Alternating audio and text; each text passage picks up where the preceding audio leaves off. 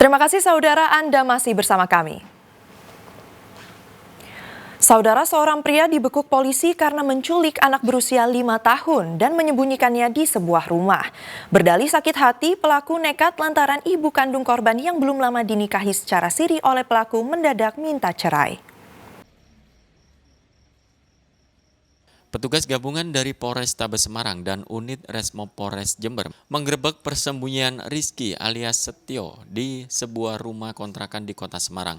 Kedatangan polisi membuat pelaku penculikan seorang anak berusia 5 tahun ini panik. Namun pelaku tak bisa berbuat banyak saat petugas menemukan korban penculikan di salah satu kamar. Polisi pun segera mengevakuasi sang bocah berikut menggelandang pelaku ke Mapolres Jember guna mempertanggungjawabkan perbuatannya. Hasil pemeriksaan sementara pelaku diduga sakit hati terhadap ibu kandung korban yang baru sekitar 7 bulan lalu dinikahi secara siri oleh pelaku. Namun tiba-tiba ibu korban meminta cerai setelah tahu jika pelaku masih memiliki istri sah dan sengaja memalsukan identitasnya. Pihak dari tersangka ataupun pelapor itu terjadi komunikasi kurang bagus sehingga terjadi pertengkaran. Terus anaknya dibawa lari, anak dari pelapor. Jadi itu sebelumnya menikah dengan siri sama tersangka, dia memang memiliki anak, janda itu. Nggak mau pisah, jadi kenapa kok tiba-tiba si pihak pelapor ini mau pisah dengan tersangka itu. Jadi dijadikan alat agar tidak pisah hubungan mereka. Atas perbuatannya, pelaku kini harus mendekam di sel tahanan. Polisi mengancam pelaku dengan ancaman hukuman 9 tahun penjara. Tommy Iskandar melaporkan dari Jember. Saudara, tim gabungan Polresta Madiun dan Polda Jawa Timur membongkar makam seorang siswi sekolah menengah atas di Madiun. Ekshumasi ini guna mengetahui pasti penyebab kematian korban karena diduga menjadi korban penganiayaan oleh seniornya. Makam GP, 16 tahun, siswi sekolah menengah atas di Madiun yang diduga jadi korban kekerasan oleh seniornya di Desa Kecamatan Geneng, Kabupaten Ngawi, dibongkar tim gabungan dari Polresta Madiun dan Polda Jawa Timur.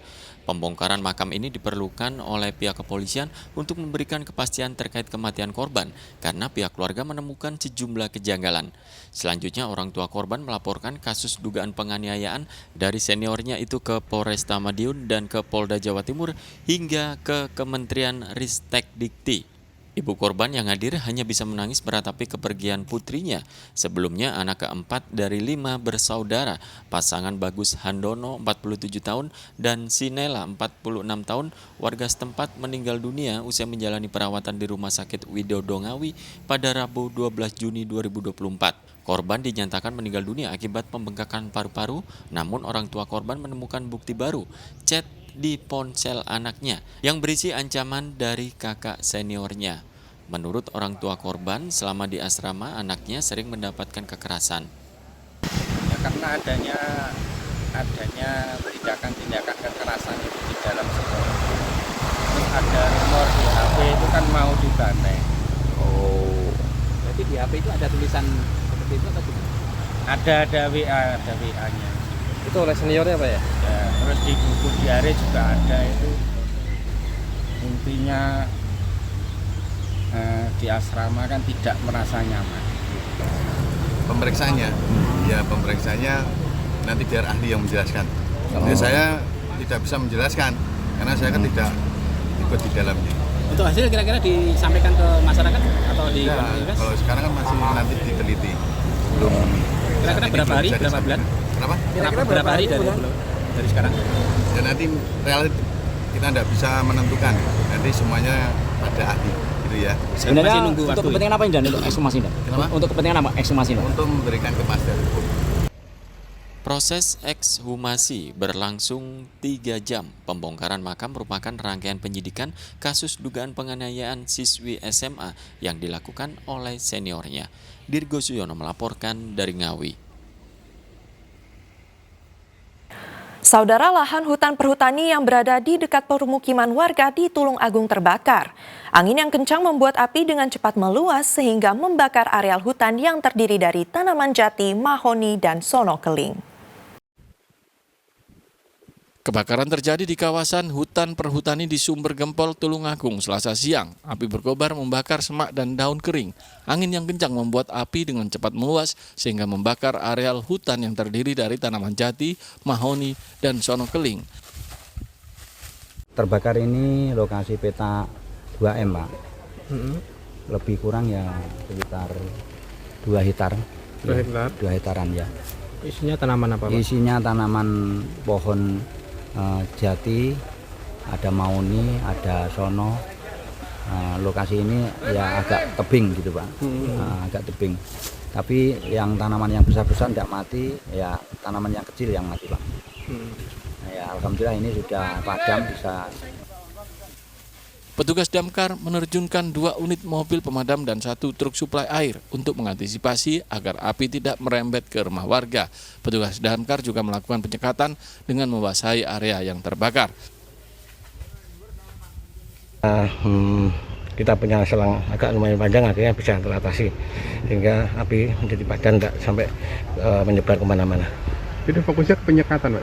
Ya, kita kesekat supaya tidak menjalar ke lain, terus tidak nyampe ke rumah penduduk. Api akhirnya berhasil dijinakkan setelah petugas damkar berjibaku sekitar 1 jam. Danu Sukendro melaporkan dari Tulungagung. Kita beralih ke informasi ringan saudara. Wisata Dam Kembar di pinggiran kota Jember menawarkan sensasi baru bagi pengunjung. Selain terdapat wahana permainan ketangkasan, juga spot idaman pemancing karena aliran sungai yang dipenuhi ikan lele.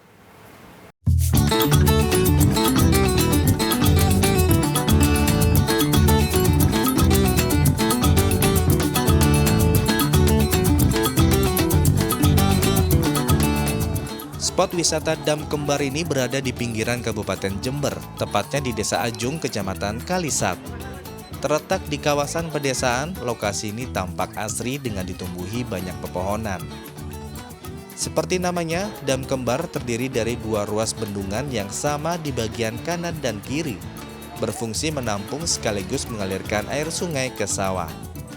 Meski sudah puluhan tahun dibangun, Dam Kembar akhir-akhir ini ramai didatangi warga setelah bersolek jadi wahana wisata yang diinisiasi oleh sekelompok mahasiswa praktikum dan pemuda Karang Taruna. Salah satu wahana aliran sungai di bawah bendungan yang disulap jadi kolam ikan. Ekosistem air yang cukup terjaga dipenuhi ikan lele, membuat lokasi ini layaknya surga bagi para pemancing.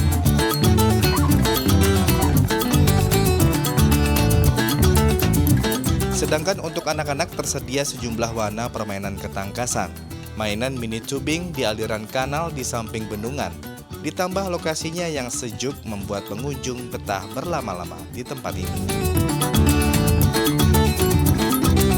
Ada ayunan, tubing, terus ada taman keseimbangan, bagus.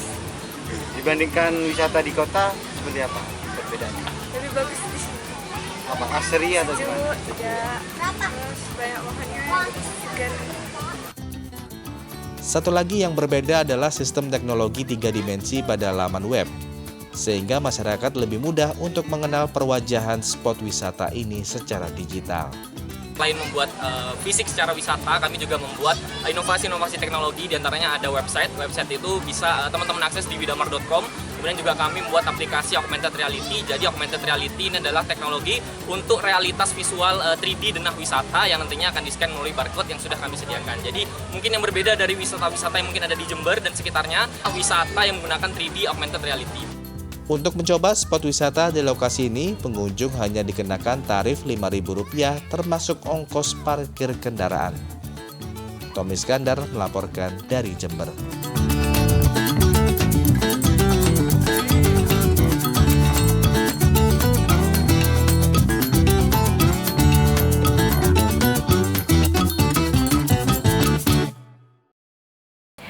Dan saudara, informasi tadi sekaligus menjadi akhir perjumpaan kita dalam Liputan 6 SCTV Daerah Jawa Timur kali ini.